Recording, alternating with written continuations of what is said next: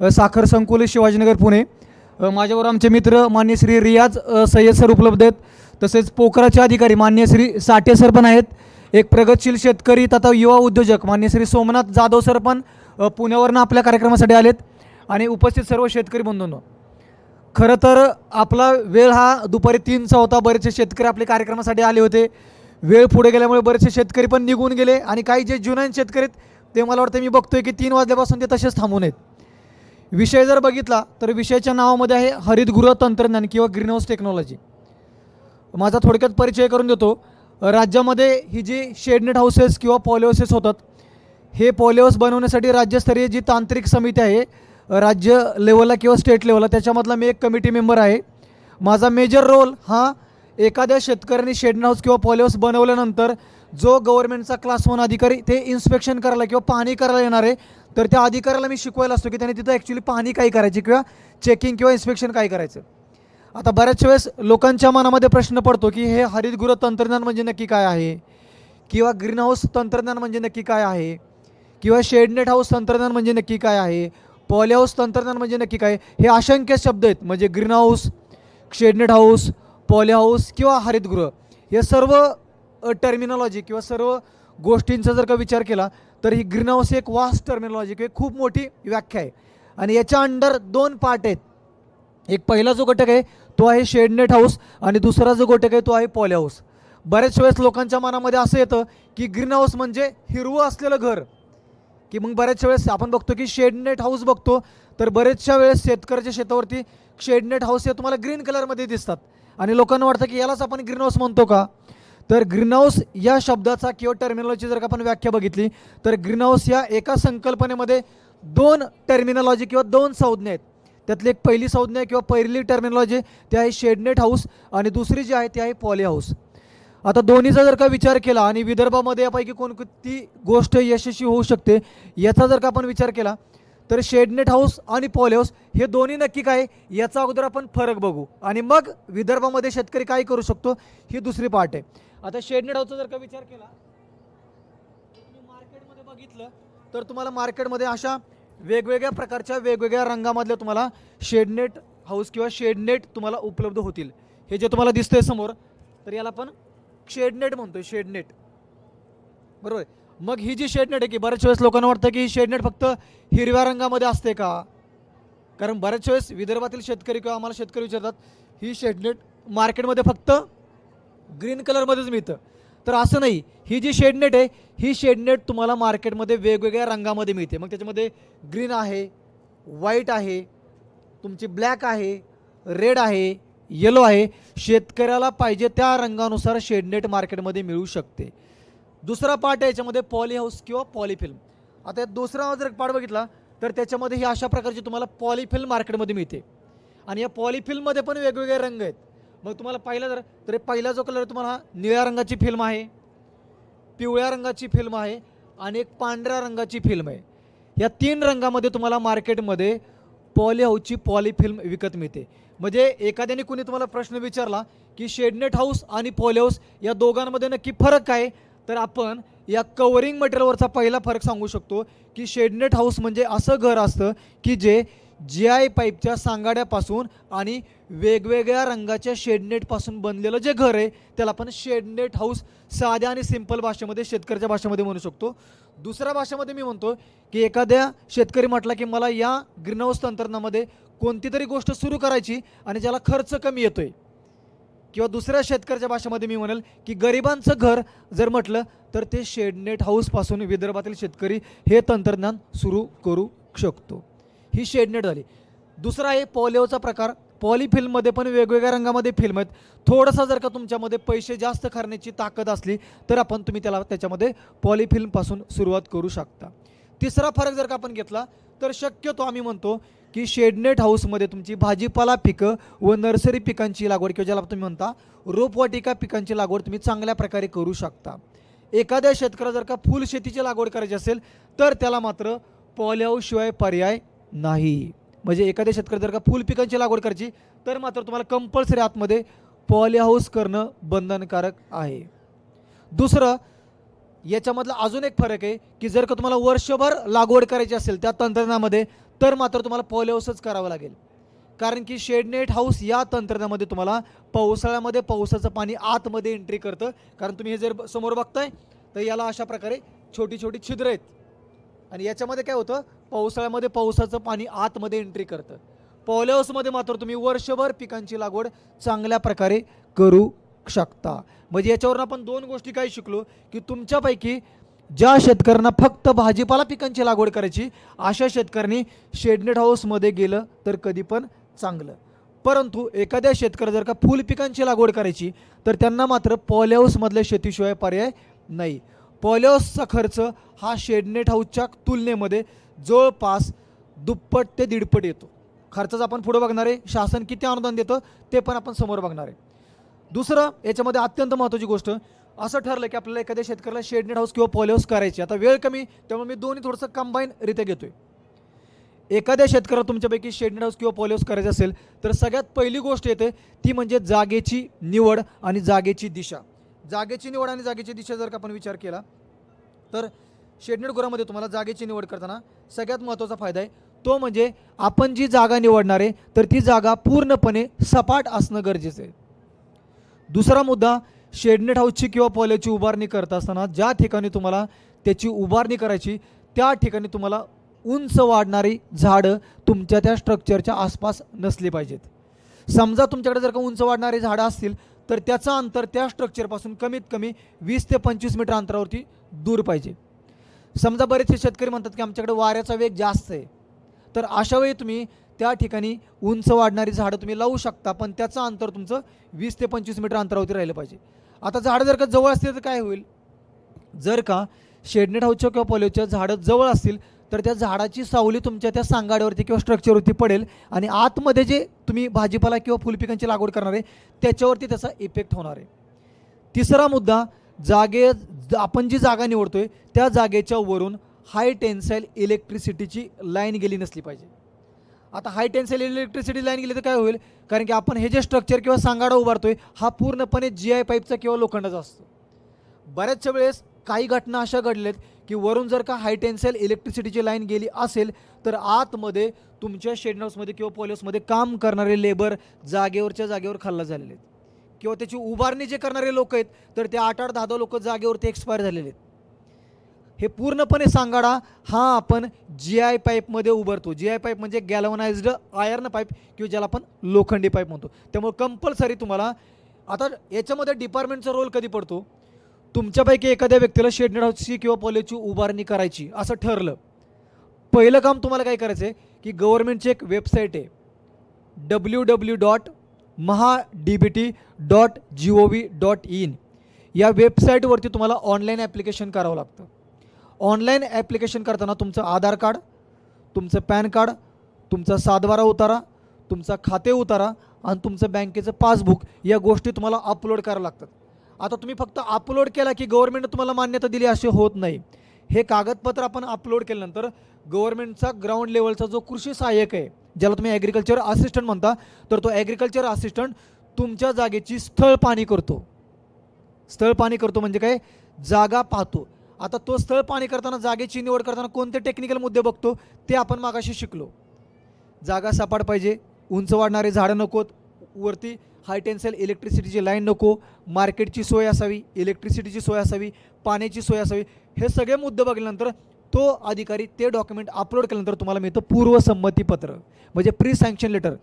परत सांगतोय, जोपर्यंत तुम्हाला गव्हर्नमेंटचं पूर्वसंमतीपत्र मिळत नाही तोपर्यंत तुम्ही तुमच्या शेडनावचं किंवा पॉलीचं काम सुरू करू शकत नाही. एकदा पूर्वसंमतीपत्र मिळालं की पूर्वसंमतीपत्र मिळाल्यापासून 15 दिवसाच्या आत जर का तुम्ही काम सुरू केलं नाही, एकदा तुम्हाला गव्हर्नमेंटनं प्री सँक्शन लेटर किंवा पूर्वसंमतीपत्र दिलं आणि तुम्ही काम सुरू केलं नाही तर ॲटोमॅटिकली 15 दिवसानंतर तुम्हाला दिलेलं पूर्वसंमतीपत्र कॅन्सल होतं आणि जो तुमचा वेटिंगवाला शेतकरी त्याला गव्हर्नमेंट पुढचा चान्स किंवा पुढची संधी देतं. त्यामुळं पूर्वसंमती दिल्यानंतर किमान तुमचे खड्डे खोदणे तरी सुरू होणं गरजेचं आहे. म्हणजे गव्हर्नमेंटला कळतं की हा शेतकरी काम करणार आहे आणि खड्डे सुरू केल्यापासून उरलेल्या 2 ते 3 महिन्यामध्ये तुम्ही काम पूर्ण करून गव्हर्नमेंटला बिल सादर करणं गरजेचं आहे. आता मनामध्ये ठरलं की तुम्हाला शेडनेट हाऊस करायचं आहे. शेडनेट हाऊस करायचं ठरल्यानंतर गव्हर्नमेंट तुम्हाला 2च प्रकारच्या शेडनेट हाऊसला मान्यता देतं. की जे राज्यामध्ये ते दोनच प्रकार तुम्ही केलं तरच तुम्हाला गव्हर्नमेंट त्याच्यासाठी अनुदान किंवा सबसिडी देतं. हे दोन प्रकार कुठले ते तुम्हाला समोर दिले. एक पहिला जो प्रकार आहे तो तुमचा सपाट छताचे शेडनेट गृह, ज्याला आपण गाईडलाईन्समध्ये शब्द आहे फ्लॅट टाईप नेट हाऊस. आणि दुसरा जो प्रकार आहे तो आहे गोलाकार प्रकारचे शेडनेट हाऊस किंवा ज्याला आपण म्हणतो राऊंड टाईप नेट हाऊस. म्हणजे हे फ्लॅट टाईप नेट हाऊस आणि राऊंड टाईप नेट हाऊस.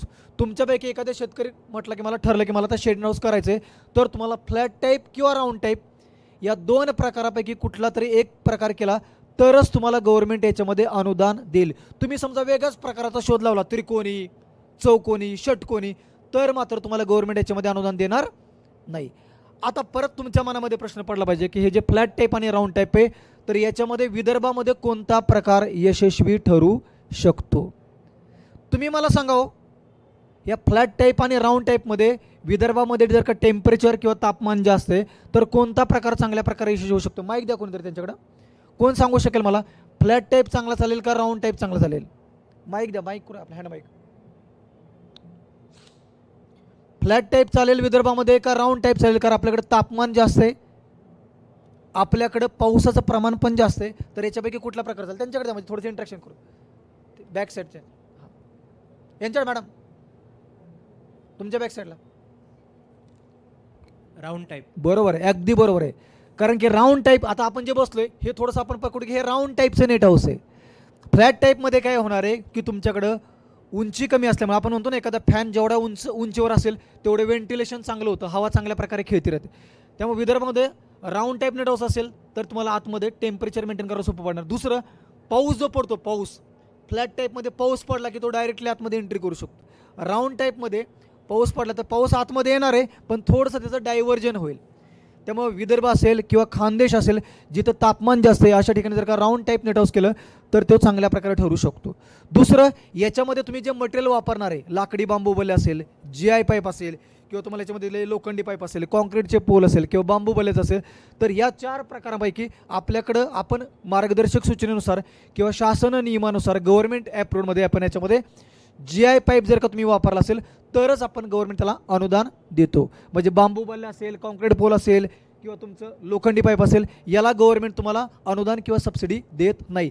सबसिडीसाठी तुम्हाला फक्त आणि फक्त GI पाईपचं मटेरियल वापरणं बंधनकारक आहे. हे तुम्हाला मी 2 प्रकार सांगितले होते. हे फ्लॅट टाईप आणि राऊंड टाईप हे जर असतील तरच तुम्हाला अनुदान देणार आहे.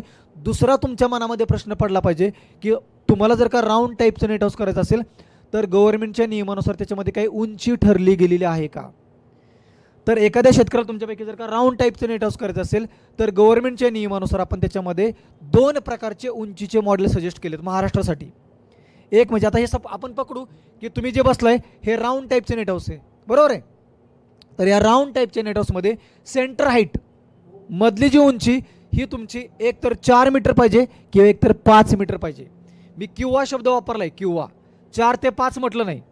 एक तर सेंटर हाईट तुमची 4 मीटर पाहिजे किंवा 5 मीटर पाहिजे तर तुम्हाला गव्हर्नमेंट याच्यामध्ये अनुदान देणार आहे. समजा तुम्ही म्हटलं की मला 5.5 मीटरचं करायचं आहे, मला 6 मीटरचं करायचं आहे, तुम्ही 5.5 मीटर करा किंवा 6 मीटर करा, गव्हर्नमेंट तुम्हाला 5 मीटर मॅक्झिमम जे त्याच्यानुसार अनुदान देईल.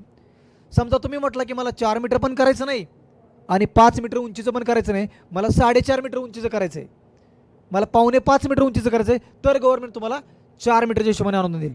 पण तुम्ही म्हटला की मला 4.5 मीटरचं करायचं आहे, 3.5 मीटरचं करायचं आहे, तर गव्हर्नमेंट तुम्हाला म्हणलं की तुम्ही घरी बसा, तुम्हाला कुठल्याही प्रकारचं अनुदान मिळणार नाही.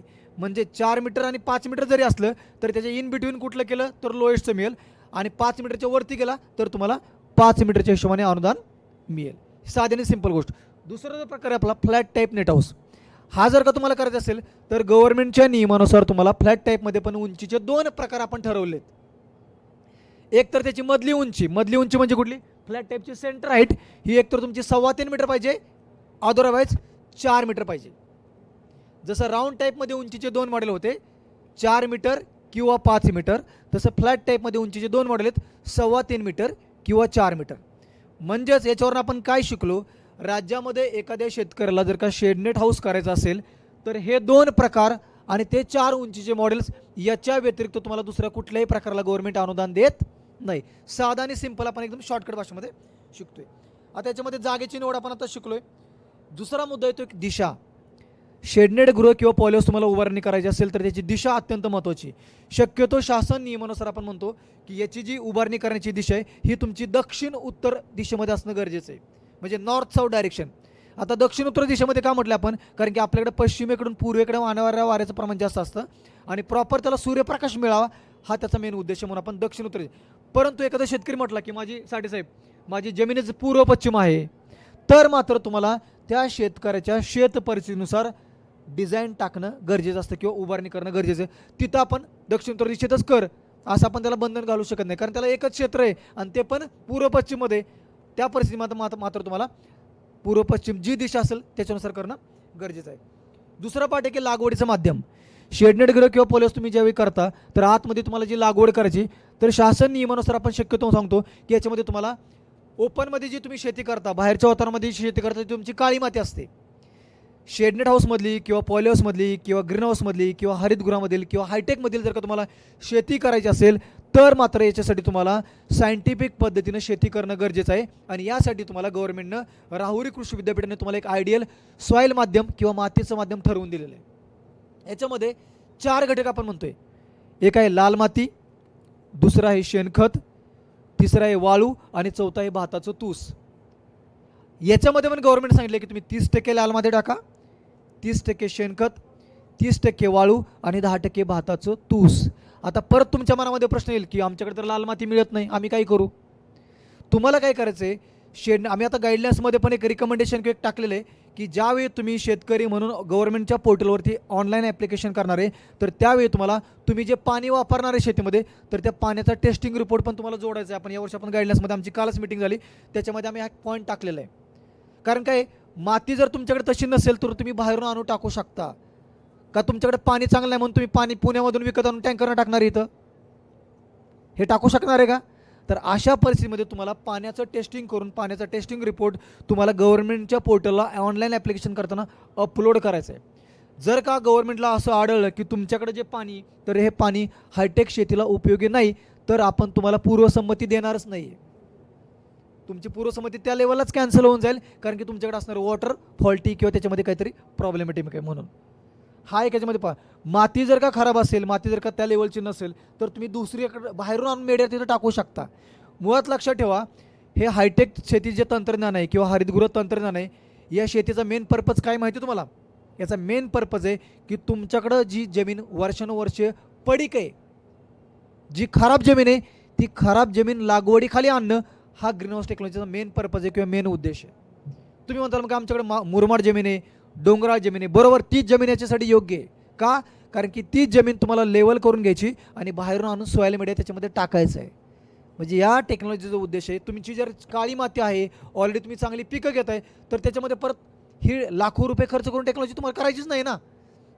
आपल्याला जी जमीन ऑलरेडी आहे ज्याच्यामध्ये आपण सध्या काहीच करत नाही, जिथं काहीच पिकवत नाही, त्या जमिनीमध्ये बाहेरून आणून सॉईल माध्यम टाकायचं आणि मग तुम्हाला ती जमीन जी खराब आहे ती तुम्हाला कल्टिवेबल खाली किंवा लागवडी योग्य आणणं हा या टेक्नॉलॉजीचा मेन उद्देश आहे. दुसरा मेन उद्देश आहे of season cultivation. Of season cultivation म्हणजे काय की या शेडनेट हाऊसमध्ये किंवा पॉलिहाऊसमध्ये तुम्ही कोणकोणती पिकं घेता, डोबळी मिरची, काकडी, टोमॅटो किंवा परदेशी भाजीवाला म्हणतो आपण, लेट्यूस, ब्रोकोली, लाल कोबी, ब्रुसेल स्पाउट, झुकेनी, ही जी पिकं आहेत ह्या पिकांची आपण आतमध्ये लागवड करतो. आता मग ही पिकं बाहेरच्या वातावरणामध्ये येत नाहीत का. डोबळी मिरची बाहेर येते का, काकडी बाहेर येते का, टोमॅटो बाहेर येते का, तर येते ना. हे सर्वच्या सर्व जर का पिकं बाहेरच्या वातावरणामध्ये येतात तर तुम्ही प्रश्न विचारला पाहिजे की हे लाखो रुपये खर्च करून आम्हाला खड्ड्यात का पाडता तुम्ही. तर या टेक्नॉलॉजीचा मेन उद्देश आहे की बाहेरच्या वातावरणामध्ये जर काही सर्व पिकं येतात तर ज्यावेळी बाहेरच्या वातावरणामधले पिकं हे जे पिकं आहेत, हे जे फळ आहेत हे मार्केटमध्ये नसतात, अशावेळी तुम्हाला ग्रीन हाऊसमध्ये याचं प्रोडक्शन करून मार्केटमध्ये आणायचं आहे. म्हणजे पावसाळ्यामध्ये असेल, उन्हाळ्यामध्ये असेल, बाहेरचा माल हा कमी असतो. अशावेळी तुम्हाला पॉलिहाऊसमधला किंवा शेड हाऊसमधला जो माल आहे हा माल काढून तुम्हाला मार्केटमध्ये विकायचा आहे. म्हणजे स्ट्रॉबेरीचा जर का उन्हाळ्यामध्ये रेट किंवा स्ट्रॉबेरी हिवाळ्यामध्ये तुमची होती, त्याचा मार्केटला रेट असतो 100-150 रुपये. पण ती स्ट्रॉबेरी जर का तुम्ही उन्हाळ्यामध्ये काढली, पावसाळ्यामध्ये काढली तर ती स्ट्रॉबेरी 400 ते 500 रुपये किलोनं जाते. तुमच्या पॉलिहाऊसमधल्या स्ट्रॉबेरीवरती छापलेलं असतं का, पॉलिहाऊसची स्ट्रॉबेरी असं छापलेलं असतो का, शिक्का असतो का, नसतो. परंतु बाहेरच्या वातावरणामधला माल हा ज्यावेळी तुमचा मार्केटमध्ये नसतो अशावेळी तुम्हाला ग्रीन हाऊसमधला माल काढला तरच तुम्हाला याच्यामध्ये प्रोडक्शन मिळून मार्केटमध्ये रेट मिळून फायदा होऊ शकतो. तुम्ही जर का बाहेरचा पण माल आणि तुमचा पण माल एकत्रित कॉम्पिटिशनला गेला तर मात्र तुम्हाला याच्यामध्ये मार्केटला रेट मिळणार नाही आणि मग तुम्ही याच्यामध्ये परत पर्याय येईल तोच की विदर्भामध्ये हायटेक शेती परवडत नाही, विदर्भामध्ये हे तंत्रज्ञान आम्ही करू शकत नाही. हे मनामध्ये परत तुमचे प्रश्न येणार. ते शेवटी मी तुम्हाला सांगतो की विदर्भाच्या दृष्टीने याच्यामध्ये काय करणं गरजेचं आहे. ह्याच्यामधला महत्त्व हे तुम्हाला दिलं. लाल माती आहे, शेणखत आहे, वाळू आहे, भाताचं तुस आहे, हे चारही मेडिया टाकून घ्यायचे. हे अशा पद्धतीने टाकायचे की त्याच्यामध्ये वरचा लेअर लाल मातीचा पाहिजे, दुसरा लेअर शेणखत, तिसरा लेअर वाळू आणि चौथा लेअर भाताचं तूस. हे अशा पद्धतीने तुम्हाला हे टाकणं गरजेचं आहे. हे माध्यम टाकून घेतल्यानंतर जसं आपण डॉक्टरकडे गेलो की डॉक्टर तुम्हाला इंजेक्शन देण्यापूर्वी पहिल्यांदा काय करतात, तुम्हाला हाताला वगैरे काय लागतात, डेटॉल वगैरे लावतात, बरोबर आहे. म्हणजे तुमचे काही व्हायरस बॅक्टेरिया असेल तर हे करतात. तसं तुम्ही हा मातीमध्ये माध्यम टाकलं, लाल माती, शेणखत, वाळू, भाताचं तूस, की तुम्हाला काय करायचं आहे, या माध्यमाचं निर्जंतुकीकरण करायचं आहे. निर्जंतुकीकरण म्हणजे आपण त्याला म्हणतो स्टरलायझेशन. म्हणजे काय, तुम्ही लाल माती वेगळ्या ठिकाणाहून आणलेली असते, शेणखत वेगळ्या ठिकाणून आणलेलं असतं, भाताचं तूस वेगळ्या ठिकाणून आणलेलं असतं. हे चारही घटक वेगवेगळ्या ठिकाणून आणल्यामुळे त्याच्यामध्ये काही जे अपायकारक बॅक्टेरिया किंवा व्हायरस आहेत त्यांचा नायनाट करणं म्हणजे निर्जंतुकीकरण करणं. निर्जंतुकीकरण प्रोसेसमध्ये त्या मातीमध्ये किंवा माध्यमामध्ये असणारे उपयोगी आणि निरुपयोगी दोन्ही पण घटकांचा नायनाट होतो किंवा नष्ट होतात. लक्षात ठेवा. बऱ्याच लोकांना वाटतं की निर्जंतुकीकरण म्हणजे काय, की जे हानिकारक घटक आहेत तेवढेच फक्त आपण मारतो, ते तुम्हाला डोळ्याने दिसतात का हो? निर्जंतुकीकरण प्रोसेसमध्ये आपण पूर्णपणे त्या मीडियामध्ये असणाऱ्या सर्वच्या सर्व घटकांचे आपण त्याच्यामध्ये नायनाट करून टाकतो. हे केल्यानंतर तुम्हाला आतमध्ये हे अशा प्रकारे आपण निर्जंतुकीकरण करतो आणि नंतर मग अशा प्रकारे आपण आयडियल बेड बनवतो. आता हा जो याला आपण म्हणतो गादी वाफा. एखादा व्यक्ती हरितगृह किंवा शेड हाऊस किंवा पॉलिहाऊस करतो तर आतमध्ये तो पाटाने पाणी देणार आहे का, तर नाही. तुम्हाला शेडनेट किंवा पॉलिहाऊसमधली शेती करायची असेल तर तुम्हाला हे अशा प्रकारचे बेड तयार करावे लागतात. याला आपण गादी वाफे म्हणतो. याच्यामध्ये 3 गोष्टी महत्त्वाच्या असतात. त्या गादी वाफेची रुंदी, गादी वाफेची लांबी आणि त्या गादी वाफेची जमिनीपासूनची उंची आणि त्या 2 गादी वाफ्यामधलं अंतर. हे गादी वाफे तुम्ही करता म्हणजे इथं तुम्ही पाटाने पाणी देत नाही. इथं तुम्हाला कंपल्सरी ड्रिपनं पाणी द्यावं लागतं, ठिबकनं पाणी द्यावं लागतं. ठिबकमध्ये पण 2 प्रकार आहेत, ऑनलाईन आणि इनलाईन. याच्यामध्ये आपण इनलाईन सिस्टीम वापरतो. ठीक आहे. हा गादी वाफेचा बेड बनवला आहे. आपले बेड असे कधीच बनत नाहीत. आता हे बेड करताना आपण काय केलं होतं, याला दोन्ही साईडनं आपण लाकडांच्या फाया लावल्या होत्या. ग्रीन हाऊसमध्ये तुम्हाला बेड करताना किंवा हरितगृहामध्ये तुम्हाला बेड करताना अशा प्रकारचे गादी वाफे बनवणे गरजेचे आहे. याच्यामध्ये आपण काय काय लागवड करू शकतो, हरभरा नाही, जरबेरा, कार्नेशन, गुलाब, अँथोरियम, डोबी मिरची, काकडी, टोमॅटो. हा गादी वाफा करणं कंपल्सरी. याच्यामध्ये 3 गोष्टी महत्त्वाच्या आहेत. गादी वाफेची जी वरची रुंदी ज्याला तुम्ही विड्थ म्हणतो, तर ही विड्थ साधारणतः आपण 2 फुटापर्यंत ठेवतो, 60 सेंटीमीटर. गादी वाफेचं जी ग्राउंड लेवलपासूनची उंची ती साधारण आपण 1.5 मीटर ठेवतो, म्हणजे 0.45 मीटर. आणि 2 गादी वाफेमधला जे अंतर आहे ते साधारणतः आपण 50 सेंटीमीटर किंवा 0.50 मीटर ठेवतो. शक्यतो बरेचसे लोक लागवड करताना एका गादी वाफेवरती 2 ओळीमध्ये लागवड करतात. आता हे तुम्हाला जे लागवड दिसते ही जरबेरा पिकाची लागवड केली. जरबेरा फक्त एक उदाहरण दाखल घेतले कारण वेळ कमी आपल्याकडे. आणि हे जरबेरा पिकाची लागवड करताना तुम्हाला दिसते की याच्यामध्ये आपण 2 ओळीमध्ये लागवड केली. लागवड शक्यतो आपण झिगझॅग पद्धतीने करतो. झिगझॅग म्हणजे काय, जरबेराचं इकडल्या साईडचं रोप हे रोप समोरासमोर लावतो, आपण असं तिरकस रोप लावतो. तिरकस रोप लावल्यामुळे काय होतं की ज्यावेळी झाड उंच वाढतं तर त्या झाडाच्या फांद्या एकमेकावरती शिरत नाहीत. प्रॉपर व्हेंटिलेशन मिळतं, हवा चांगल्या प्रकारे खेळत राहते आणि सूर्यप्रकाश जो सनलाईट आहे तर सनलाईट हा तुम्हाला प्रॉपरली आतमध्ये मिळतो. हा याच्या मागचा उद्देश आहे लागवड करतानाच. आतमध्ये जी ड्रिप सिस्टीम बसवली ती आपण इनलाईन सिस्टीम बसवली ती. हे अशा प्रकारे लागवड हे पीक आपण याच्यामध्ये घेऊ शकतो. डोबी मिरची, काकडी, लेट्यूस, टोमॅटो, ब्रोकोली, अँथोरियम, वेगवेगळ्या प्रकारच्या फळ पिकांच्या रोपवाटिका, भाजीपाला पिकांच्या रोपवाटिका हे तुम्ही शेड हाऊसमध्ये किंवा पॉलिहाऊसमध्ये तुम्ही चांगल्या प्रकारे आतमध्ये करू शकता. हे तुम्हाला उदाहरण दिलं केलेले. झेंडू आहे, मिरची आहे, बऱ्याच वेळेस लोकांनी द्राक्षांना पण लागवड केली, डोबी मिरची आहे, कांदा बियाणं जे सीड प्रोडक्शन म्हणतो आपण, जो जालना साईडचा जो बेल्ट आहे बरेचसे लोक तिथं सीड प्रोडक्शन चांगल्या प्रकारे करतात. भाजीपाला पिकांच्या रोपवाटिका पण याच्यामध्ये आतमध्ये चांगल्या प्रकारे करू शकतो. आता उभारणी करताना थोडंसं याच्यामध्ये मी दिलं आहे की शेडनेट गृह किंवा पॉलिहाऊस उभारणी करताना आपण आता शेडनेटचं सॅम्पल बघितलं, पण उभारणी नेहमी 3 टप्प्यामध्ये होते.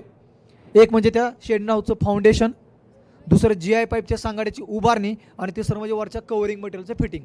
आता खर्च किती येणार आहे ते थोडंसं तुमच्या दृष्टीने एक शॉर्टकटमध्ये घेतो की म्हणजे गव्हर्नमेंट तुम्हाला किती रुपये याच्यामध्ये अनुदान देणार आहे.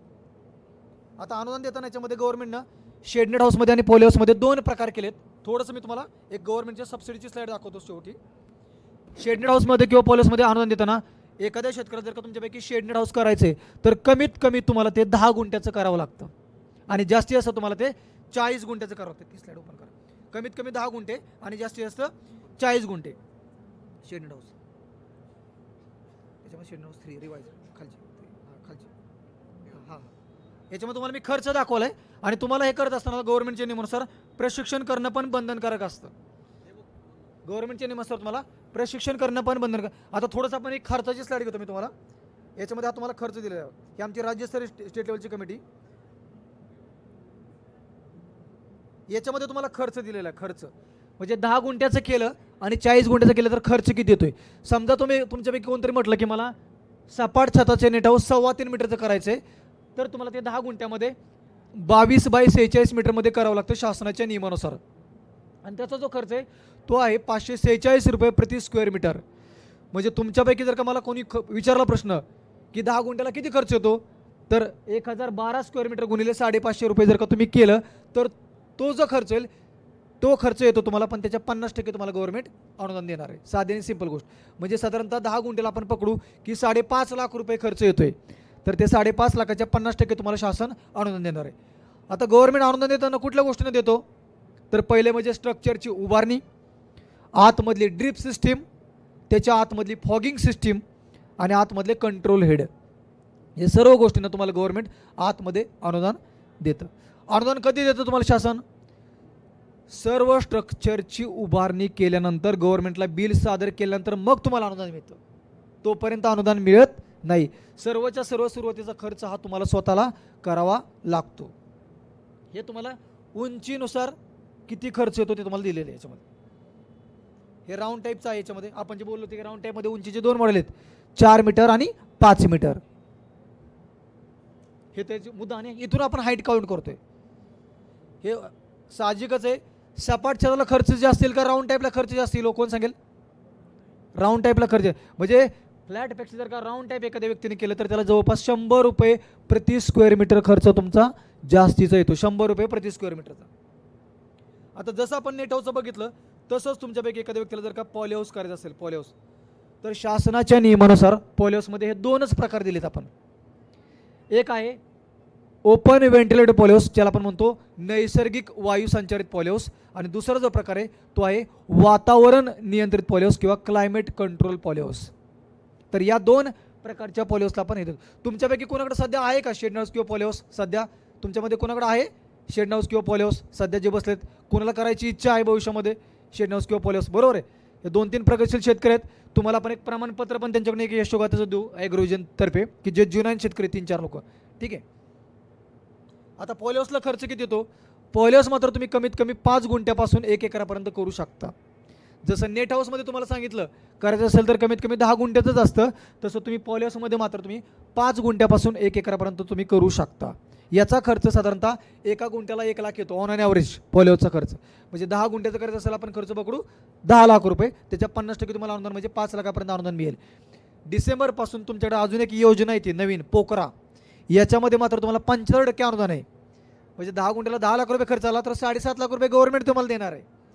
तो डिसेंबरपासून लॉन्च होईल. आता नवीन सरकार आल्यानंतर डिसेंबरपासून तुम्हाला पोकरा म्हणजे 75% अनुदान मिळेल आणि त्याचा प्रशिक्षणाचा पाठ पूर्ण स्टेटचा माझ्याकडे. आता हे केल्यानंतर तुम्हाला एक प्रशिक्षण करणं बंधनकारक असतं गव्हर्नमेंटच्या नियमानुसार. गव्हर्नमेंटच्या नियमानुसार तुम्हाला एक आपण शेड हाऊसचं किंवा प्रशिक्षण कार्यक्रम देतो.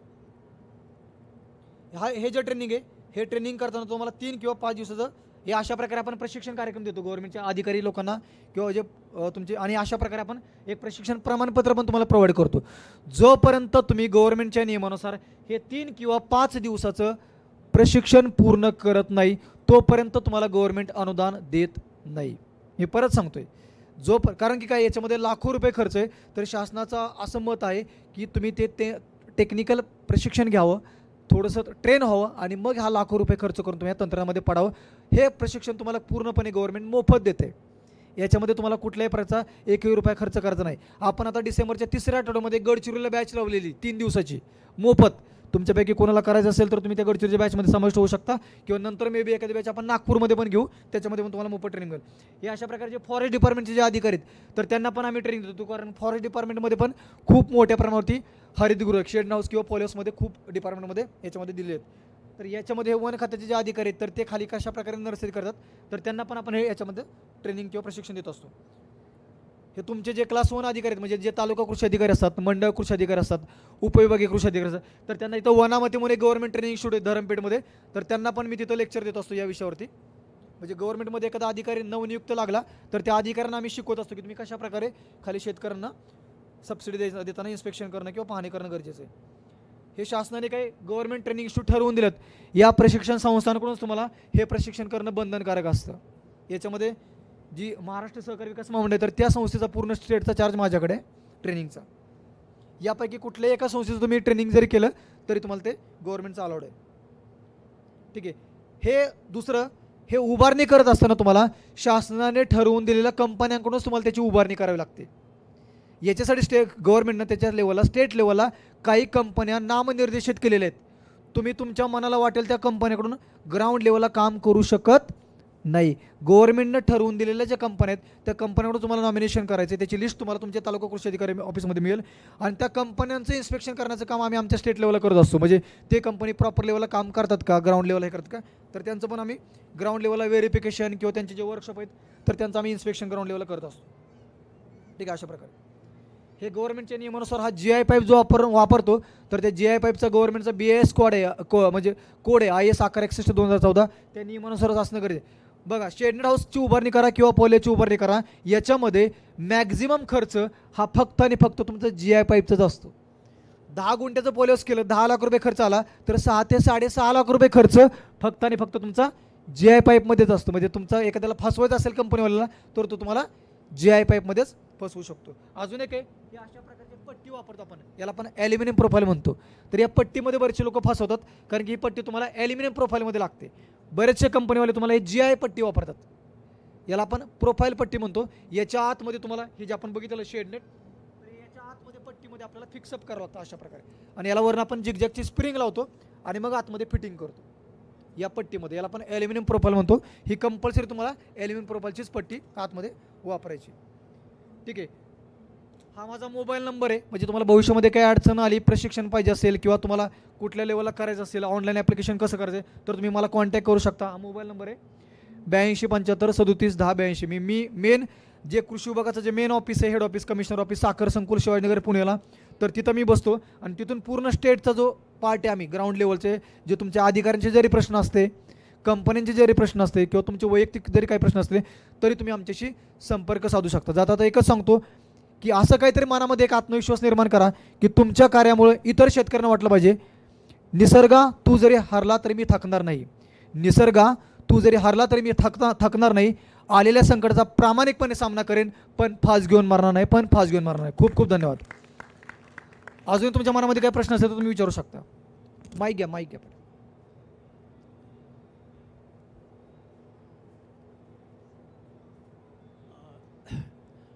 शेडनेट किंवा पॉली हाऊसमध्ये स्पाईन गोड, म्हणजे आपण त्याला करटोली म्हणतो, रानभाजी, बरोबर, ती होते का, आणि जर होत आहे तर ती कुठं गेलेली आहे का? अतिशय महत्त्वाचा प्रश्न तुम्ही विचारला. शेडनेट हाऊस किंवा पॉली हाऊस याच्यामधलं ही जी टेक्नॉलॉजी किंवा हे जे तंत्रज्ञान करतो, मी जसं तुम्हाला सुरुवातीला सांगितलं होतं, एक शब्द लक्षात ठेवा नेहमी लागवड करताना, याला मी म्हणतो हाय व्हॅल्यू व्हेजिटेबल्स किंवा हाय व्हॅल्यू फ्लॉवर्स. हे 3 शब्द खूप महत्त्वाचे आहेत. हाय व्हॅल्यू व्हेजिटेबल्स म्हणजे काय? मी शेडनेट हाऊस किंवा पॉली हाऊसमध्ये मी कोबी लावू का, मेथी लावू का, कोथिंबीर लावू का, हे शेडनेट हाऊस किंवा पॉली हाऊसमध्ये जेवढा आपण खर्च करतोय तर त्या प्रमाणामध्ये तुम्हाला आतमध्ये पिकांचं सिलेक्शन किंवा क्रॉप सिलेक्शन खूप मोठं गरजेचं आहे. आता तुमचा प्रश्नाकडे मी परत येतो. आता ज्यावेळी मी हाय व्हॅल्यू व्हेजिटेबल्स म्हणतो, ज्यावेळी आपण करटोली किंवा रानभाजीचा किंवा इतर रानभाजीचा किंवा इतर कुठल्याही पिकांचा विचार करतो, सगळ्यात महत्त्वाचं शेडनेट हाऊसमध्ये किंवा पॉली हाऊसमध्ये पिकांची लागवड करताना सगळ्यात महत्त्वाचा प्रश्न येतोय तो म्हणजे व्हरायटी सिलेक्शन. आता सध्या जो ज्वलंत विषय चालू आहे म्हणजे काय की बरेचसे लोक, तुम्ही जसं म्हटलं करटोली लावतात का, तसं बरेचसे लोक विचारतात आम्ही आतमध्ये कारले लावू का, दोडके लावू का. सगळ्यात महत्त्वाचं म्हणजे शेड हाऊसमध्ये किंवा पॉलिहाऊसमध्ये जे आपण पिकांची लागवड करतो, तर ती जे पिकांची जी व्हरायटी असते किंवा जातींची जी निवड असते, याला मी म्हणतोय सेल्फ पॉलिनेटेडच व्हरायटी आतमधल्या पाहिजेत. म्हणजे काय, स्वपरागीभवनवाल्या जातींची निवड करणं अत्यंत अत्यंत महत्त्वाचं आहे. आज मी जर का नागपूरमधल्या कृषी सेवा केंद्रामध्ये गेलो, जे ॲग्रिकल्चरचे विद्यार्थी त्यांच्यासाठी पण मी सांगतोय, तर कृषी सेवा केंद्रामध्ये तुम्ही गेला तर तो लोक म्हणतात की हे तुम्ही कारलं आहे ना, ठीक आहे, हे लावून टाका, शेडमध्ये लावा. आता तुम्ही स्टॉलवरती जरा गेला ना कुठल्या, आणि तुम्ही विचारा, जे बरेचसे स्टॉल आहेत आतमध्ये व्हेजिटेबल सीडचे, हे शेड हाऊसमध्ये पॉलिसमध्ये हे म्हणतात तुम्ही कुठं पण लावा, ओपनमध्ये पण लावा, कुठं पण लावा, सगळीकडेच येतं. तर हे मात्र पूर्णपणे चुकीचं आहे. माझ्या माहितीनुसार करटोलीच्या अजून शेड हाऊसमधल्या किंवा पॉलिसमधल्या व्हरायटी कुठंच नाहीत. इव्हन ना शेड हाऊसमध्ये किंवा पॉलिसमध्ये तुम्ही ज्या जातींची निवड करता भाजीपाला किंवा फुलपिकांची, तर ते आपल्या इंडियामधल्या व्हरायटीज खूप ह्याच्यामध्ये कमी आहेत. म्हणजे आपण सध्या ज्या शेड हाऊसमध्ये किंवा पॉली हाऊसमध्ये जातींची निवड करतो, यासाठी आपल्याला बाहेरील कंट्रीमधल्या जातींची निवड याच्यामध्ये आतमध्ये लागवड करावी लागते. त्यामुळे तुम्ही करटोलीचा विचार करताना याच्यामध्ये महत्त्वाची गोष्ट तुम्हाला सगळ्यात म्हणजे, जर का तुम्ही शेड हाऊसमध्ये किंवा पॉली हाऊसमध्ये ती ओपनमधली म्हणजे स्वपरागीभवनवाली जात नसेल, तर सगळ्यात महत्त्वाचं तुम्हाला मार्केट आहे का हे अगोदर आयडेंटिफाय करा. जर मार्केट असेल आणि तुम्ही शेड हाऊसमध्ये लावली, जात जरी बाहेरची असली, तर तुम्हाला फक्त एक करावं लागेल की साईडचे जे पडदे आहेत, बाजूचे पडदे, ते पडदे तुम्ही ओपन करून ठेवायचे, की जेणेकरून आतमध्ये म्हणजे पॉलिनेशन किंवा परागी होण्यासाठी तुम्हाला परागी होण्यासाठी गरजेचं काय आहे, एक तर तुम्हाला कीटक गरजेचे आहेत आणि दुसरं म्हणजे तुमचं विंड पॉलिनेशन किंवा वारा पाहिजे आतमध्ये. पण सगळ्यात महत्त्वाचं मी तुम्हाला परत सांगेल की तुम्ही करटोलीसाठी मार्केट आहे का बघा, आणि मार्केटला रेट जास्त असेल तरच तुम्ही याच्यामध्ये पडा. अदरच करटोली ओपन कंडिशनमध्ये पण चांगल्या प्रकारे होते. करटोलीसाठीचं उदाहरण आहे मी दिलं. कुठल्याही पिकाची तुम्ही ग्रीनहाऊसमध्ये लागवड करायची असेल तर सगळ्यात महत्त्वाचं तुमच्या दृष्टीनं मी नेहमी सांगतो की कुठल्याही पिकाची लागवड करताना तुम्ही ज्या भागामध्ये राहता त्या भागामध्ये असणाऱ्या मार्केटनुसार आतमध्ये भाजीपाला किंवा फुलपिकांचा विचार करा. आमच्यासारखे पुण्यामध्ये तुम्ही बघितलं तर पुण्यामध्ये तळेगाव दाभाडे फ्लोरिकल्चर पार्क आहे, जिथं एकाच जागेवरती 300 एकर पॉली हाऊस आहेत. किती एकर? 300 एकर एकाच जागेवरती. आशिया खंडातील सगळ्यात मोठा पार्क आहे. इव्हन मी म्हणतो तुम्ही जर त्याच्यामध्ये लाखो रुपये खर्च करता, तर लाखो रुपये खर्च करणार असेल तर तुम्ही एकदा त्या तळेगाव दाभाडेतल्या फ्लोरिकल्चर पार्कला येऊन जर का तुम्ही एक व्हिजिट केली, प्रक्षेत्र भेट बघितली, कारण एवढा खर्च करतोय तर आपण मला ते 2-4 हजार रुपये त्या व्हिजिटसाठी घालवायला आपल्याला काय हरकत नाही. आणि आत्ता जर का तुम्ही बरेचसे लोक मी असे पण बघितलेत की ते शेड हाऊस किंवा पॉली हाऊस केलं तर दुसऱ्या दिवसाने त्यांनी भंगारामध्ये ते GI पाईप किलोने विकून टाकलेत. का? तर त्यांना ते कळालंच नाही, टेक्नॉलॉजी परवडत नाही. मी परत सांगतोय, हे तंत्रज्ञान किंवा टेक्नॉलॉजी चुकीची नाही आहे, आपण तो वापर कसा करतो हे तंत्रज्ञानावर डिपेंड आहे. म्हणजे नागपूरमध्ये एखाद्या काटोलमध्ये समजा 10 पॉली हाऊसेस केली आणि 10 पॉली हाऊसमध्ये त्यांनी समजा जरबेराची लागवड केली, तर एका पॉली हाऊसमध्ये जरबेरा चांगल्या प्रकारे आला आणि बाकीच्या 9 पॉली हाऊसमध्ये जरबेराला गुलाब आला, असं होत नाही. पण जरबेरा फेल गेला, याचा अर्थ तिथं जरबेरा सक्सेस होत नाही असा होत नाही.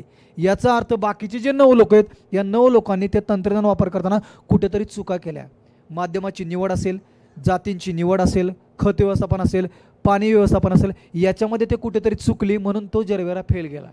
जर का ते वातावरण किंवा ते क्लायमेटच योग्य नसतं तर त्या एका व्यक्तीचा पण तो सक्सेस झाला नसता. म्हणजेच मी परत सांगतोय की तंत्रज्ञान चुकीचं नाही, आपण कुठल्या पद्धतीने ते अवलंब करतोय याच्यावर डिपेंड आहे. म्हणजे मी नेहमी सांगतो, ग्रीनहाऊसमध्ये किंवा या हायटेक तंत्रामध्ये तुम्हाला यशस्वी व्हायचं असेल तर तुम्हाला 2-3 गोष्टी लक्षात ठेवणं गरजेचं आहे. पहिली गोष्ट, हे तंत्रज्ञान तुम्ही स्वतः करणार असाल तर तुम्ही याच्यामध्ये पडा, अदरवाईज पडू नका. म्हणजे काय, तुम्ही काहीतरी बिझनेस करताय नागपूर, मुंबई किंवा कुठेतरी, आणि मला माझ्या लेबरच्या भरसावरती, मजुराच्या भरसावरती गावाकडे करायचे, तर तुम्ही याच्यामध्ये पडू नका. दुसरं, शासन मला काहीतरी अनुदान देणार आहे म्हणून मला हे तंत्रज्ञान करायचे, माझी स्वतःची इच्छा नाही आहे, तरी पण तुम्ही याच्यामध्ये पडू नका. कारण मी बरेचसे लोक असे बघितलेत रियाजीभाई सर, की 10-10 वर्ष त्यांना अजून करायचं आहे मला, पण शासन अनुदान देत नाही, माझा नंबर लागला नाही म्हणून मी ते अजून केलं नाही, असे अजून 10-10 वर्षापासून सबसिडीची वाट बघत लोक बसलेत. आणि तिसरी गोष्ट तुमच्यामध्ये पाहिजे ती म्हणजे काय, याच्यामध्ये यशस्वी व्हायचं असेल तर ती गोष्ट म्हणजे संयम. संयम म्हणजे काय, आत्ता मी गुलाब लावला की उद्या मला लगेच गुलाबाची फुलं मार्केटला विकायची आहेत. संयम म्हणजे काय, की मी या वर्षी एखादं पीक घेतलं आणि मला पहिल्या वर्षी जरी मार्केटला रेट चांगला नाही मिळाला तर मी काय याच्यामध्ये चुका केल्या ते पुढच्या वर्षी अवॉइड करून टाळून मी पुढच्या वर्षी मी चांगलं पीक घेऊन मार्केटला चांगला रेट मिळेल. आज लोकांना काय झाले, तुम्ही गुलाबाचं पीक लावलं, जरबेरा लावला आणि मार्केटला रेट नाही मिळाला की ते लोकांच्या मनामध्ये नाराज येते. बरेचसे लोक मग सुसाईड, काहीतरी करणं, कर्जबाजारी करणं, हे करणं, हे मनामध्ये तुमचे विचार डोकवतात. म्हणजे हे टेक्नॉलॉजी तुम्हाला चांगली करायची असेल तर तुमच्या मनामध्ये सगळ्यात महत्त्वाची गोष्ट ते म्हणजे संयम असणं गरजेचं आहे. आणि आम्ही याला पे बॅक पिरियड म्हणतो. पे बॅक पिरियड म्हणजे काय, की तुम्ही याच्यामध्ये जेवढी गुंतवणूक केलेली आहे या तंत्रज्ञानामध्ये ते तुम्हाला परत मिळायला किती दिवस लागतात, तर साधारणतः याचा ऑन एन ॲव्हरेज पिरियड आहे 3 ते 4 वर्ष. म्हणजे 10 गुंठ्याच्या पॉलिसीला जर कमी 10 लाख रुपये खर्च केलं तर कमीत कमी तुम्हाला एक 4 वर्ष वेट अँड वॉच करणं गरजेचं आहे. वेट अँड वॉच म्हणजे काय, फक्त घरी बसून हाताची घडी करून बसायचं असा प्रकार नाही. म्हणजे तुम्ही ते 4 वर्ष प्रामाणिकपणे ते योग्य खत व्यवस्थापन, पाणी व्यवस्थापन, मार्केट व्यवस्थापन तुम्ही केलं तर 4 वर्षामध्ये तुम्ही त्याच्यामध्ये केलेली गुंतवणूक ही तुम्हाला मिळू शकते. दुसरा तुमच्या मनामध्ये प्रश्न असतो, मेंटेनन्स काय याच्यामध्ये. एकदा का तुम्ही याचा सांगाडा उभारा केला तर 20 ते 25 वर्ष त्याला तुम्हाला परत काहीच करायची गरज नाही, सांगाड्याला म्हणतोय. आणि हे जे कवरिंग मटेरियल तुम्ही वापरणार आहे वरती कवरिंग मटेरियल, हे कवरिंग मटेरियल मात्र तुम्हाला दर 3 ते 4 वर्षांतर रिप्लेस करणं गरजेचं आहे. म्हणजे काय, बदलणं गरजेचं आहे. आता हे जरी दिसायला चांगलं दिसत असलं मटेरियल तरी पण 3 ते 4 वर्षांतर का रिप्लेस करणं गरजेचं आहे, कारण की हे जे मटेरियल तुम्ही बनवलेलं आहे याच्यामध्ये पूर्णपणे UV स्टॅबिलाइज असतं. म्हणजे सूर्यप्रकाशाचे जे अतिनील किरणं असतात तर त्याला हे परावर्तित करतात. 3-4 वर्षानंतर याच्यामध्ये हे जे गुणधर्म आहेत हे गुणधर्म कमी कमी होत जातात आणि मग काय होतं, हे तुम्ही शेडनेट अशी पकडली की हे हातामध्ये कुसते, बरोबर आहे. असं याच्यामध्ये लगेच भुगा पडायला लागतो. यामुळं तुम्हाला जरी दिसायला वरून हे मटेरियल चांगलं दिसत असलं तरी 3 ते 4 वर्षानंतर आपलं हे रिप्लेस करणं, बदलणं अत्यंत गरजेचं आहे. आता बरेचसे लोक म्हणतात की या शेडनेटच्या रंगाचा पिकाच्या वाढीवरती काय परिणाम होतो. म्हणजे हिरवी शेडनेट टाकली म्हणजे हिरवी ढोबळी मिरची, पांढरी शेडनेट टाकली म्हणजे पांढरी ढोबळी मिरची, लाल शेडनेट टाकली म्हणजे लाल ढोबळी मिरची, निळी शेडनेट टाकली म्हणजे निळी ढोबळी मिरची. असं आहे का. तर शेडनेटच्या रंगाचा पिकाच्या वाढीवरती काय परिणाम होतो, तर तुम्ही शक्यतो ज्या लोकांना आतमध्ये लागवड करायची, लागवड म्हणजे काय, भाजीपाला पिकांची लागवड करायची, तर असे लोक शक्यतो हे जे शेडनेट आहे याच्यामध्ये तुम्ही ग्रीन कलर किंवा कधी कधी शेडनेटमध्ये 2 धागे असतात, एक धागा ग्रीन एक धागा ब्लॅक. प्रत्येक शेडनेट ही 2 धाग्यांनी विणलेली, एक उभा धागा आणि एक आडवा धागा तुम्हाला समोर दिसते, बरोबर आहे. कधी कधी काय असतं, एक धागा ग्रीन असतो एक धागा ब्लॅक असतो, एक धागा ग्रीन असतो एक धागा व्हाईट असतो. तर अशी मिक्सिंग शेडनेट तुम्ही जर का वापरली तर याच्यामध्ये फोटोसिंथेसिस चांगलं होतं, प्रकाश संश्लेषण चांगलं होतं. आणि सगळ्यात महत्त्वाचं म्हणजे ते प्रकाश संश्लेषण करण्यासाठी आवश्यक असणारी जे सूर्यप्रकाश आहे ज्याला आपण म्हणतो की 400 ते 700 नॅनोमीटर, तर ती प्रकाशाची तीव्रता चांगल्या प्रकारे मिळते आणि त्यामुळे याच्यामध्ये तुमचं उत्पादन वाढतं. दुसरा जो पार्ट याच्यामधला तो म्हणजे तुमच्यापैकी एखाद्या शेतकऱ्याला समजा सीड प्रोडक्शन करायचं आहे, बीजोत्पादन करायचे, तर तुम्ही पांढऱ्या रंगाची नेट टाकू शकता. तुमच्यापैकी एखाद्या शेतकऱ्याला ऑर्नामेंटल प्लांट लावायचे म्हणजे शोभिवंत नर्सरी लावायची, तर तुम्ही ब्लॅक कलरची नेट टाकू शकता. ब्लॅक कलरच्या नेटमध्ये काय होतं, आतमध्ये उष्णता जास्त होते आणि त्यामुळे ते प्लांट आहे ते आतमध्ये चांगल्या प्रकारे तग धरून राहतात. तुम्हाला समजा नर्सरी करायची भाजीपाला पिकांची रोपवाटिका, तर तुम्ही हिरव्या रंगाची शेडनेट टाकू शकता. म्हणजे शेडनेटच्या रंगाचा पिकाच्या वाढीवरती काय परिणाम होतो, तर त्या पिकाला आवश्यक असणारा जो सूर्यप्रकाशाची जी वेव्हलेंथ आहे प्रकाश संश्लेषणासाठी ती तुम्हाला त्या रंगामधून मिळते, हे त्याचं अंतिम सत्य आहे.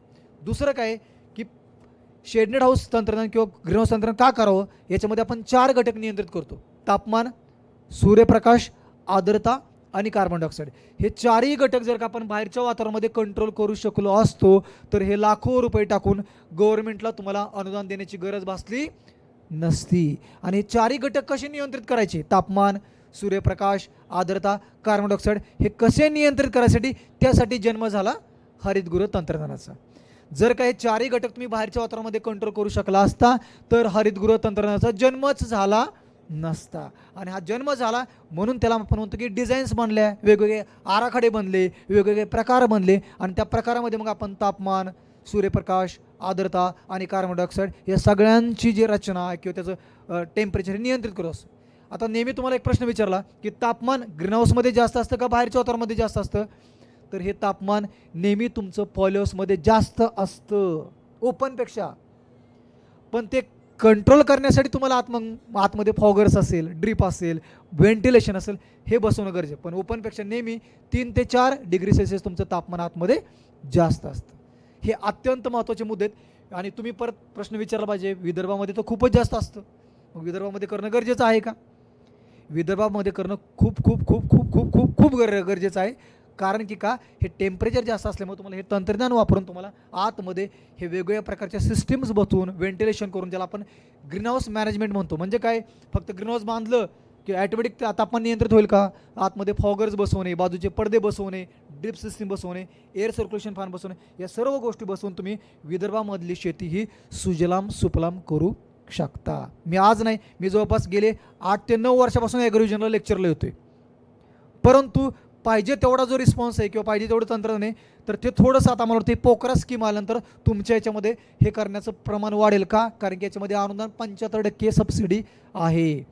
आत्तापर्यंत विदर्भामधले हे 5 जिल्हे पोकरा स्कीममध्ये नव्हते, योजनेमध्ये नव्हते, जे यावर्षी आपण ॲड केलेत आणि त्याला 75% सबसिडी झाली. म्हणजे 10 गुंठ्याला तुम्हाला 7.5 लाख रुपयाच्यामध्ये सबसिडी मिळणार आहे. त्यामुळे जास्तीत जास्त शेतकऱ्यांनी शिका, संघटित व्हा व जास्तीत जास्त प्रमाणामध्ये शेडनेट पॉलिओचा वापर करून विदर्भातील शेती सुजलाम सुफलाम करा, हे एकच संदेश जाता देतो. खूप खूप धन्यवाद. अजून काय मनामध्ये प्रश्न आहे कोणाचे काय? नाही तर मग पुढचे लेक्चर आहेत आपले.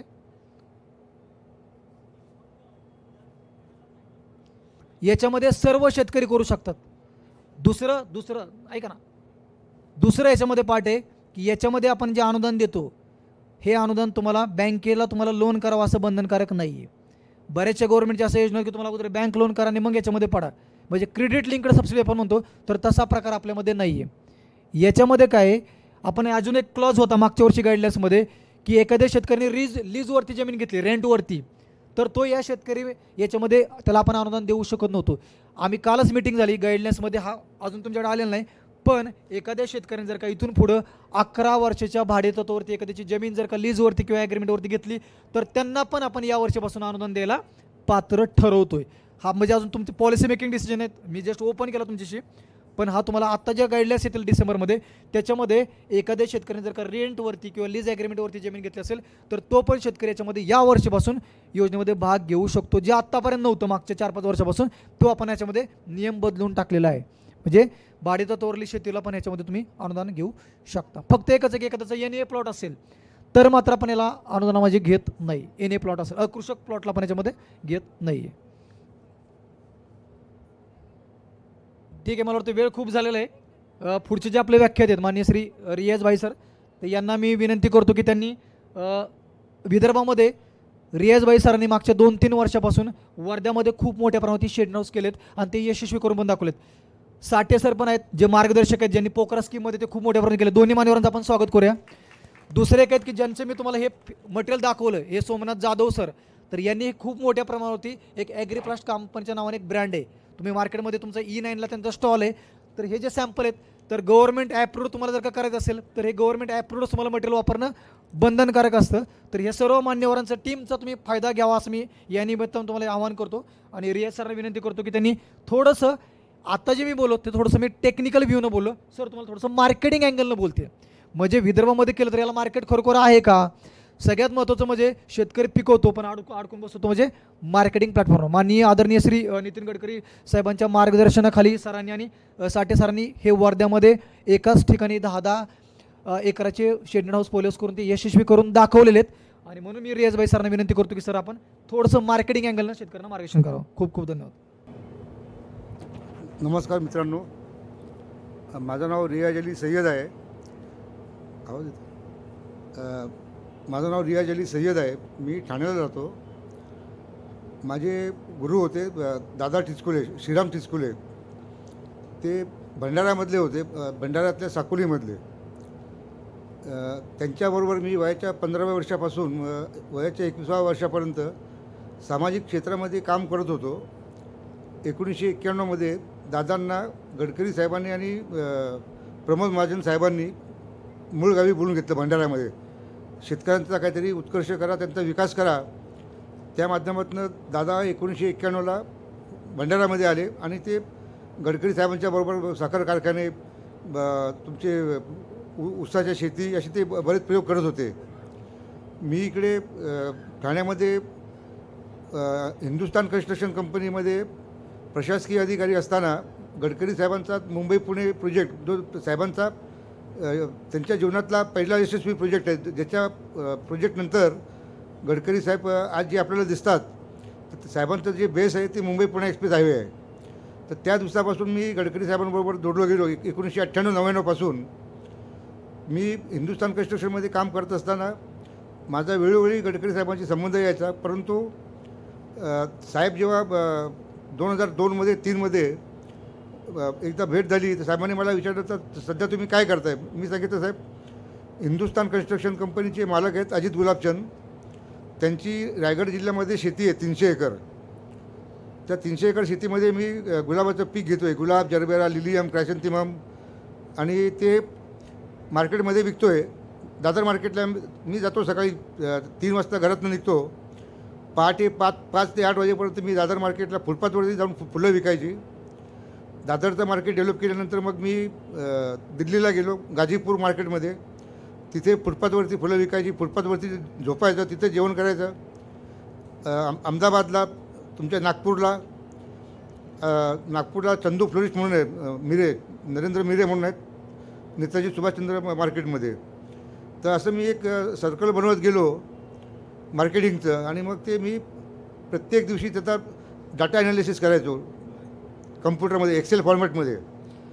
आज कुठली फुलं किती रुपयाला विकली, बरं प्रत्येक फुलाची व्हरायटी असते, प्रत्येक फुलाला नाव असतं, कुठल्या व्हरायटीच्या फुलाला किती रुपये मिळाले आणि कुठल्या दिवशी मार्केट आहे, हे असं मी सातत्याने कित्येक वर्ष ते फॉर्मॅटमध्ये करत गेल्यामुळे माझ्या ते लक्षामध्ये आलं का कुठल्या दिवशी कुठल्या फुलाला भाव असतो आणि कुठल्या दिवशी कुठल्या फुलाला भाव नसतो, आणि कुठल्या दिवशी भारतातल्या कुठल्या बाजारपेठेमध्ये फुलं कुठल्या भावामध्ये विकली जातात. समजा मुंबईमध्ये जर गुलाबाचं बंडल 60 रुपये असेल तर तेच गुलाबाचं बंडल हैदराबादमध्ये 120 रुपयाला विकलं जातं. मग ते तुमचं कम्युनिकेशन पाहिजे. ह्या तुमच्या जे डोमेस्टिक मार्केट बोलतो आपण संपूर्ण भारतामधलं, तिथे तुमचं नेटवर्क पाहिजे, तिथं तुम्ही पोचले पाहिजेत. आणि फक्त विक्री करणं महत्त्वाचं नाही, विक्री केल्यानंतर तुम्हाला रिकव्हरी व्हायला पाहिजे. Because we are dealing with the perishable item. Perishable item तुम्ही ठेवू शकत नाही. तुम्ही ते माल विकला पण पाहिजे आणि तुमची ती उधारी आली पण पाहिजे. आणि हा धंदा सगळा उधारीवरती चालतो. हे डेकोरेटर जे असतात किंवा जे फुटपाथवरती आता हे जे बुके वगैरे आणलेले आहेत, हे जे बनवणारे लोक आहेत, यांना पैसे ज्यांनी बनवले आहेत त्याला पैसे हे कार्यक्रम संपल्यानंतर मिळणार आहेत. 4 दिवसानंतर, 5 दिवसानंतर मिळणार आहेत. तर ही सगळी चेन असते. तर ते वारंवार सगळं ते स्टडी केल्यानंतर असं लक्षामध्ये आलं की जिथे मार्केट आहे, आणि मुळामध्ये आपला शेतकरी काय करतो, कारण मी दादर मार्केटला जेव्हा फुटपाथवरती फुलं विकायचो त्यावेळी पुण्यामधनं तुमचे कराड, सातारा, सांगली, सोलापूर इथून झेंडूची फुलं, बाकीची शेवंतीची फुलं, ज्याला आपण लूज फ्लॉवर म्हणतो, ती यायची. इवन तुमच्या तळेगाववरनं पण फुलं यायची, फ्लोरिकल्चर पार्कमधनं. आपलं ते हुसेनभाई वगैरे जे आहेत साबूवाला, ते बऱ्याचशा लोकांची यायची. आणि ते क्रेज एवढी वाढली का आपले जे स्टार गुटखावाले आहेत, म्हणजे आधी गुटखावाले होते घोडावत, संजय घोडावत वगैरे जे ग्रुप आहे, त्यांनी नंतर मग कॉलेजेस वगैरे बनवले. तर त्यांनी जयसिंगपूरमध्ये 100 एकर जागेमध्ये 100 शेडनेट त्यांनी पॉलिहाऊस बनवले होते त्यांनी. आणि ते एवढे हायटेक पॉलिहाऊस होते का एकेका पॉलिहाऊसची किंमत 1-1 करोड रुपये होती. म्हणजे त्यांनी तिथे इन्व्हेस्टमेंट केली होती 100 कोटी रुपयाची, फक्त ते लिलियम घेण्यासाठी. आणि मी ज्या कंपनीमध्ये काम करत होतो, हिंदुस्तान कन्स्ट्रक्शन कंपनी, तर आमच्याही कंपनी वालचंद ग्रुपशी संबंधित असल्यामुळे जी आपली जुनी पिढी आहे, ज्याला वालचंद कॉलेज माहिती आहे, हिंदुस्तान तुमची प्रीमियर ऑटोमोबाईल कंपनी माहिती आहे, किंवा तुमचं पाल पजूट जी कंपनी होती, 118 गाडी जी होती, भारतामधला साखर कारखाना बनवला त्यांनी. तर अशा ज्या कंपनीचे मालक आहेत त्यांच्याबरोबर मी काम केल्यामुळे माझं जे मालक आहेत अजित गुलाबचंद, त्यांच्याबरोबर मी 15 वर्ष सतत काम केलं, दिवस रात्र. तर त्यांच्याबरोबर राहण्यामध्ये माझ्या एक गोष्ट लक्षामध्ये आली का आपण आपल्यासाठी जगायचं नाही, आपण समाजासाठी जगलं पाहिजे. आणि आपण असं काम करायचं का 4 लोकांच्या चुली पेटल्या पाहिजेत. तर मग मी माननीय शरद पवार साहेब कृषी मंत्री असताना अजित गुलाबचंद साहेबांनी ते रायगड जिल्ह्यातल्या पेणमध्ये 4 पॉलिहाऊस टाकले होते. त्याच्यामध्ये आम्ही गुलाब आणि जरबेरा घेतला. तर पहाटे जाऊन मी 4 वाजता तिथं ती फुलं विकायचो फुटपाथवरती. व्हरायटीप्रमाणे त्याचं सगळं क्लासिफिकेशन करायचं, आलेले पैसे बँकेत जमा करायचे. तिथून मग पुढे मोहम्मद अली रोडला जायचं. जे आपल्याला शेडनेटसाठी किंवा पॉलिहाऊसला जे मटेरियल लागतं ते मोहम्मद अली रोडला फार स्वस्तामध्ये मिळतं. आता प्रॉब्लेम काय होतो, हे जे आपले ठेकेदार लोक असतात, कॉन्ट्रॅक्टर लोक असतात, ते कंपन्यांना उधारीमध्ये माल देतात. त्याच्यामुळे त्या मालाची किंमत ॲटोमॅटिक डबल टिबल बनून जाते. तर ते एक नटबोर्ड घेण्यासाठी मी माझे जोडे झिजवले खूप. त्याच्यामुळे मला बाजारपेठ समजली पॉलिहाऊसची आणि शेडनेटची. तर तो माझा अभ्यास असताना मला एक 2013-14 असेल, हां, गडकरी साहेब हे केंद्रीय मंत्री बनायचे होते. तर दादा मला भेटले. दादा मला गडकरी साहेबांकडे घेऊन गेले का साहेब बघा हा आपला मुन्ना आहे. मी संघ परिवाराशी जोडला असल्यामुळे मला घरी किंवा तिथे मुन्ना म्हणून मला बोलतात. तर ते सांगितलं हा मुन्ना आपला अजित गुलाबचंदकडे काम करतो आणि हा फुलं विकून वर्षाला 8 कोटी रुपये कमवतो. म्हणजे हा दिल्लीला पण फुलं विकतो, मुंबईला विकतो, पुण्याला विकतो, नागपूर, असे ते मेजर 20 सिटीमध्ये मी फुलं विकायचो. तर ते गडकरी साहेब एकदम सरप्राईज झाले. ते बोलले हे कसं काय? मी सांगितलं मी करतो आहे बोलले साहेब ते. तर 2014मध्ये मला गडकरी साहेबांनी प्रथम बोलवलं का रियाजभाई तुम्ही आमच्या शेतकऱ्यांना मार्गदर्शन करा शेडनेट आणि पॉलिओसाठी.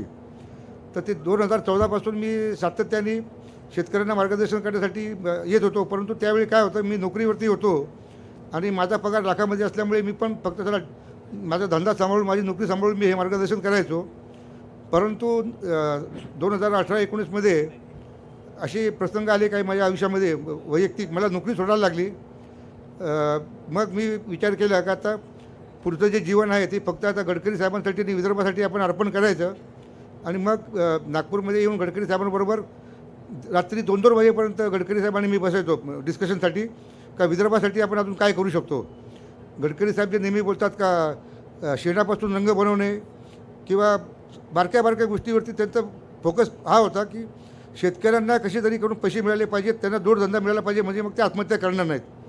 आणि ते सगळं स्टडी करत असताना आमच्या लक्षात आलं फक्त विदर्भामध्ये नाही, संपूर्ण महाराष्ट्रामध्ये तुम्ही कुठलीही शेती करा, तुम्हाला एका एकरामध्ये 1 लाखाच्या वरती उत्पन्न मिळत नाही.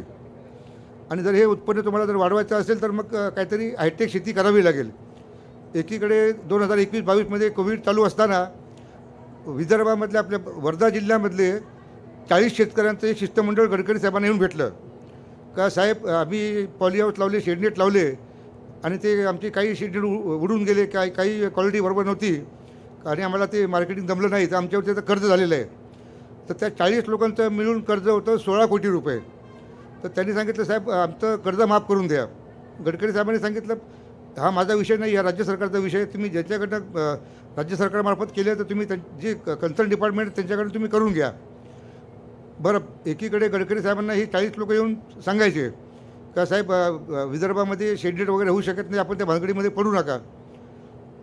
आणि दुसरीकडे मी आणि आपले गडकरी साहेबांची OIT आहेत प्रवीण भालेराव, ते आम्ही डिस्कशन करायचो का हाऊ वी कॅन गो. हे जेव्हा निगेटिव्ह बोलतात ना तेव्हा आपण ते पॉझिटिव्ह करून दाखवायचं. मग मी सतत 1 वर्ष दिवस रात्र त्या 40 लोकांचा शेतकऱ्यांच्या अपरोक्ष त्यांना माहिती न पडता मी प्रत्येक शेतकऱ्याची जेव्हा पर्सनल माहिती घेतली तेव्हा माझं असं लक्षामध्ये आलं जगताप सर का त्या 40मधले 30 शेतकरी असे होते का त्यांना त्यांच्या शेत कुठे माहिती नव्हतं, तो बांध कुठे त्यांना माहिती नव्हतं.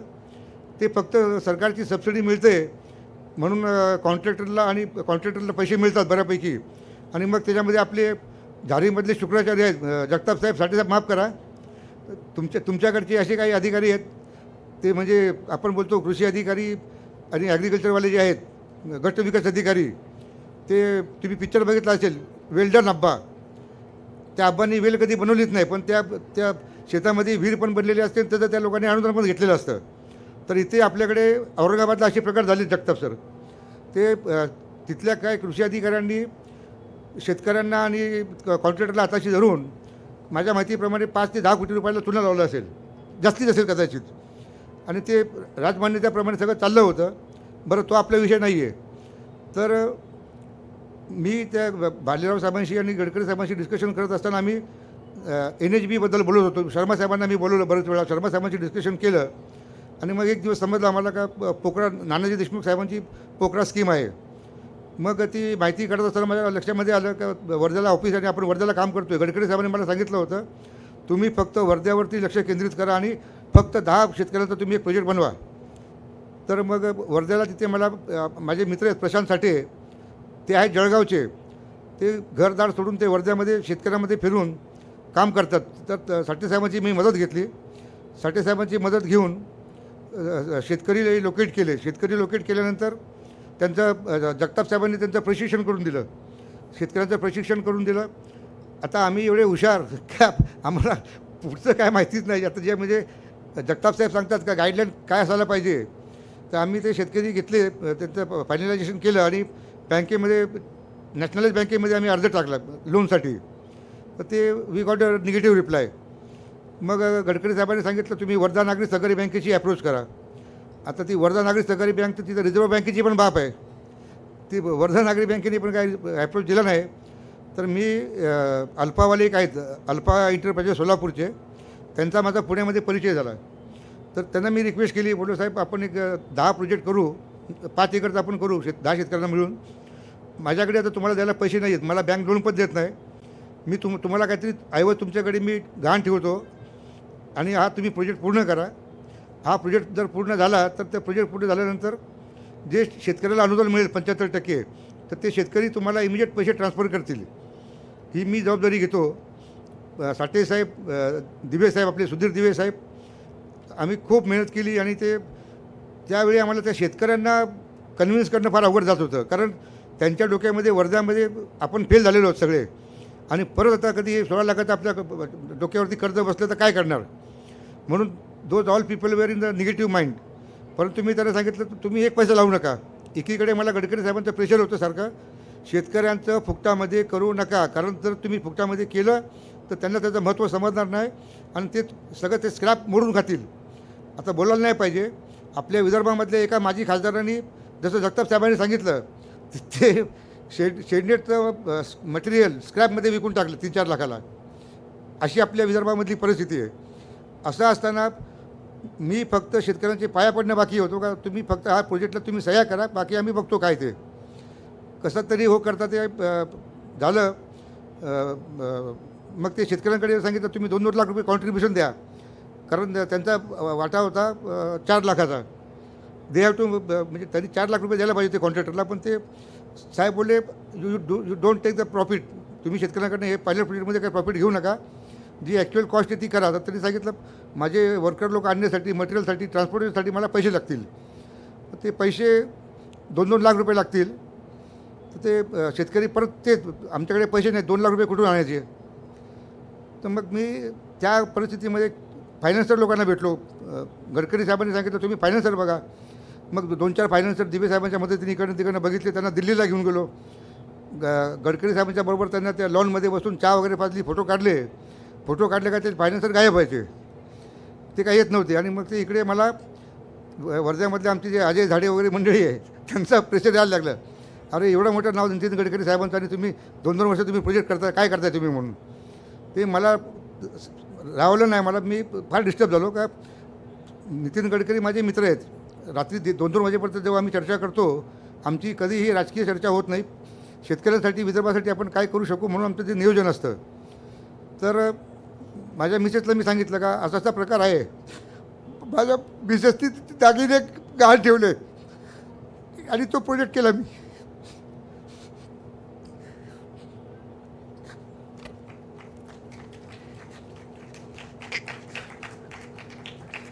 आज माझ्याकडे 4 नॅशनलाइज बँका माझ्याकडे उभे आहेत माझ्या मागे. साहेब तुम्हाला किती कोटी कर्ज पाहिजे तुम्ही सांगा. पण ते मला वेळेला माझ्या बायकोनी मदत केली.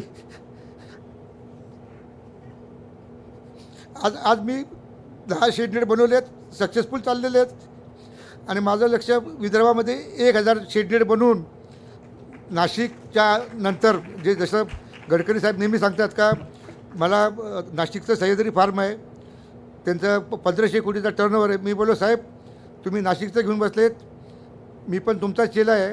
येणाऱ्या 1-2 वर्षामध्ये Vidarbha is going to become largest vegetable grower in the Asia. त्या दृष्टीने माझी वाटचाल चाललेली आहे. बँकर्स लोकांबरोबर माझं बोलणं चाललेलं आहे, टेक्निशियन लोकांबरोबर माझं बोलणं चाललेलं आहे. आणि मला जो बॅकअप आहे लिगली आणि ऑफिशियली, ते मला जगताप साहेब माझ्या लहान भाऊसारखे आहेत. ते मला सगळं टेक्निकल डाटा वगैरे पुरवतात.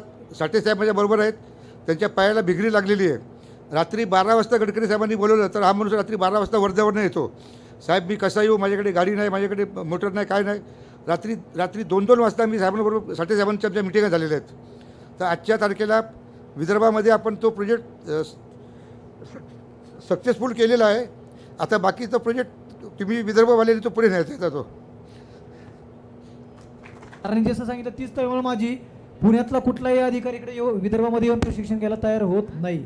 आता मी जे म्हटलं तर मगाशी प्रशिक्षणाचा जो, तर आम्ही जे ट्रेनिंग ठेवलं ते भामरागडला ठेवलं आहे, सगळ्यात गडचिरोलीचं शेवटचं टोक, की जिथं कोणच जात नाही. की तिथल्या लोकांना बिचारांनी एक पुण्यामध्ये यायचं म्हटलं तर यायला 2 दिवस, जायला 2 दिवस, आणि प्रशिक्षण 5 दिवसाचं, म्हणजे 4 दिवस तुमचे जाण्यातच गेले आणि परत 5 दिवस. कुठलाही शेतकरी 10 दिवस थांबत नाही. तर थोडंसं आपण जेवढे लोक आहेत, जेवढे ज्युनियर लोक आहेत त्यांनी एकत्रित येऊया सर. आणि तुम्हाला जे काही मदत लागेल ॲज अ राज्य शासन किंवा स्टेट गव्हर्नमेंट म्हणून ते नक्कीच करायला आम्ही तयार आहे. तुमचे जे प्रशिक्षण तुम्ही सांगा की आम्हाला शेतकऱ्यांना या भागामध्ये घ्यायचे, त्या भागामध्ये घ्यायचे, जिल्हा स्तरावर घ्यायचे, तालुका स्तरावर घ्यायचं, तर तसे पण प्रशिक्षण कार्यक्रम घेण्याचा आपण जास्तीत जास्त प्रयत्न करू नक्कीच.